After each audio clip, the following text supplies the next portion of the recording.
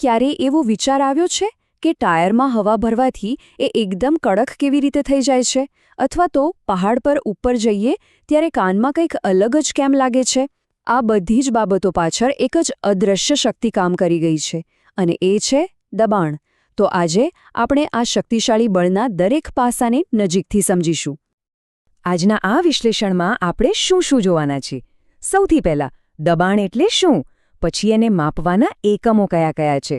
એના કેટલા પ્રકાર હોય છે? ગેસ પર એની શું અસર થાય છે? અને છેલ્લે એને માપવા માટે કેવા સાધનો વપરાય છે? ચાલો આ સફર શરૂ કરીએ.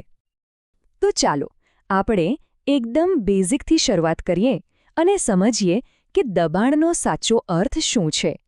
આ વિજ્ઞાનનો એક પાયાનો ખ્યાલ છે, એટલે એને બરાબર સમજવો ખૂબ જ જરૂરી છે. તો દબાણ છે શું? એકદમ સરળ શબ્દોમાં કહીએ તો કોઈ ચોક્કસ જગ્યા પર કેટલું બળ લગાડવામાં આવી રહ્યું છે એનું માપ એટલે દબાણ. મતલબ કે જ્યારે કોઈ બળ કોઈ સપાટી પર લાગે ત્યારે એ બળ કેટલા વિસ્તારમાં ફેલાયેલું છે એના પરથી દબાણ નક્કી થાય છે. દબાણનું સૂત્ર છે P=F/A, એટલે કે પ્રેશર બરાબર ફોર્સ ભાગ્યા એરિયા. આનું સીધું ગણિત છે. જો તમે એટલું જ બળ નાના વિસ્તાર પર લગાવો તો દબાણ અનેક ગણું વધી જાય છે.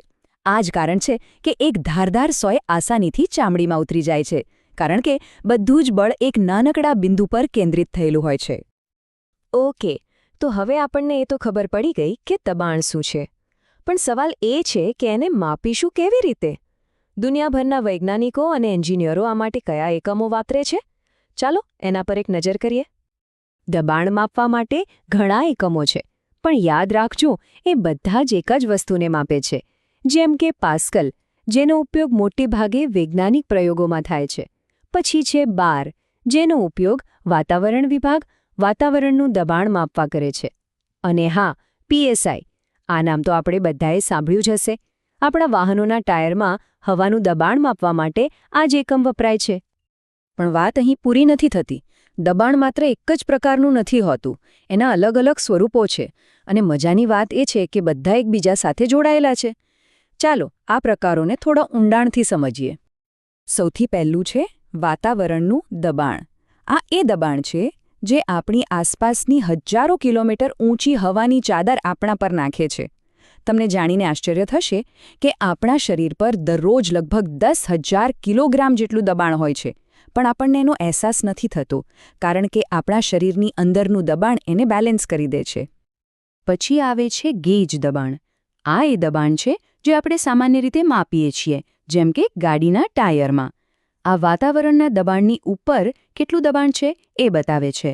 એટલે જ્યારે ટાયર ગેજ 30 PSI બતાવે તો એનો મતલબ એ છે કે ટાયરની અંદરનું દબાણ બહારની હવા કરતાં 30 PSI વધારે છે. આ ગ્રાફને જુઓ, એ આ બધા પ્રકારો વચ્ચેનો સંબંધ એકદમ સ્પષ્ટ કરી દેશે. જુઓ, સંપૂર્ણ શૂન્યાવકાશ એટલે કે એબ્સોલ્યુટ ઝીરો એ આપણો સ્ટાર્ટિંગ પોઈન્ટ છે. એની ઉપર છે વાતાવરણનું દબાણ, અને વાતાવરણના દબાણથી ઉપર જે કંઈ પણ મપાય છે એ છે ગેજ દબાણ, અને એની નીચે જે મપાય છે એને વેક્યુમ પ્રેશર કહેવાય છે.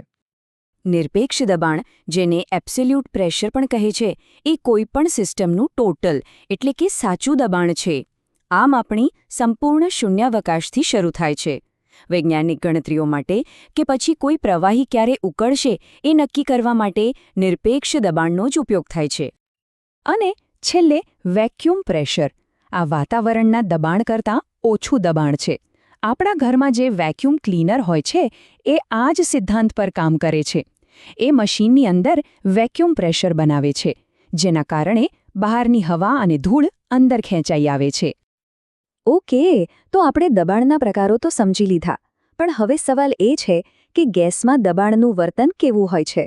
જેમ કે જો આપણે તાપમાન કે જગ્યા બદલીએ તો ગેસના દબાણ પર શું અસર થાય? આ સમજવા માટે કેટલાક પાયાના નિયમો છે. પહેલો છે બોયલનો નિયમ. એ કહે છે કે જો તાપમાન સ્થિર રહે તો ગેસનું દબાણ અને એનું કદ એકબીજાથી ઊંધું ચાલે છે. એટલે કે જો તમે ગેસને દબાવીને નાની જગ્યામાં ભરો તો એનું દબાણ વધશે. સિરિંજ આનું સૌથી સારું ઉદાહરણ છે. જ્યારે પ્લન્જરને દબાવવામાં આવે છે ત્યારે અંદર જગ્યા ઘટે છે અને દબાણ વધી જાય છે. આ સંબંધને ગણિતની ભાષામાં P1V1 બરાબર P2V2 તરીકે લખાય છે. આ સૂત્ર આપણને એ ગણતરી કરવાની શક્તિ આપે છે કે કદ બદલવાથી દબાણ પર કેટલી અસર થશે. હવે વાત કરીએ ચાર્લ્સના નિયમની. આ નિયમમાં દબાણને સ્થિર રાખવામાં આવે છે અને કદ તથા તાપમાન વચ્ચેનો સંબંધ જોવાય છે. આ નિયમ કહે છે કે જો તમે ગેસને ગરમ કરશો તો એ ફેલાશે, એટલે કે એનું કદ વધશે. જેમ ફુગ્ગાને ગરમ કરીએ તો એ મોટો થાય છે, બસ એ જ રીતે. આનો ગાણિતિક સંબંધ છે V1 ભાગ્યા T1 બરાબર V2 ભાગ્યા T2. અહીં એક વાત ખાસ યાદ રાખવા જેવી છે કે તાપમાન હંમેશા કેલ્વિનમાં મપાય છે, કારણ કે કેલ્વિન એક નિરપેક્ષ સ્કેલ છે, જ્યાં શૂન્યનો અર્થ ખરેખર શૂન્ય ગતિ ઊર્જા થાય છે. આ બધી થિયરી તો બહુ રસપ્રદ છે, પણ વાસ્તવિક દુનિયામાં આપણે દબાણને માપીએ છીએ કેવી રીતે?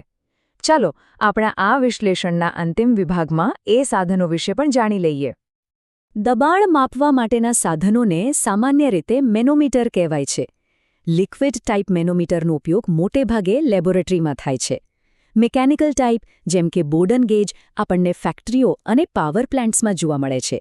અને આધુનિક ડિજિટલ ગેજ જે ઇલેક્ટ્રોનિક સેન્સરનો ઉપયોગ કરે છે એ કાર અને વિમાનોમાં એકદમ ચોક્કસ માપન માટે વપરાય છે. તો આપણે જોયું કે દબાણ એ આપણી આસપાસના વિશ્વનું એક અદૃશ્ય પણ અત્યંત શક્તિશાળી પરિબળ છે. એન્જિનિયરિંગથી લઈને હવામાનની આગાહી સુધી તેને સમજવું ખૂબ જ જરૂરી છે. આ જ્ઞાન આપણને ભવિષ્યમાં કઈ નવી ટેકનોલોજી અને શોધો તરફ દોરી જશે એ વિચારવું પણ ખરેખર રોમાંચક છે.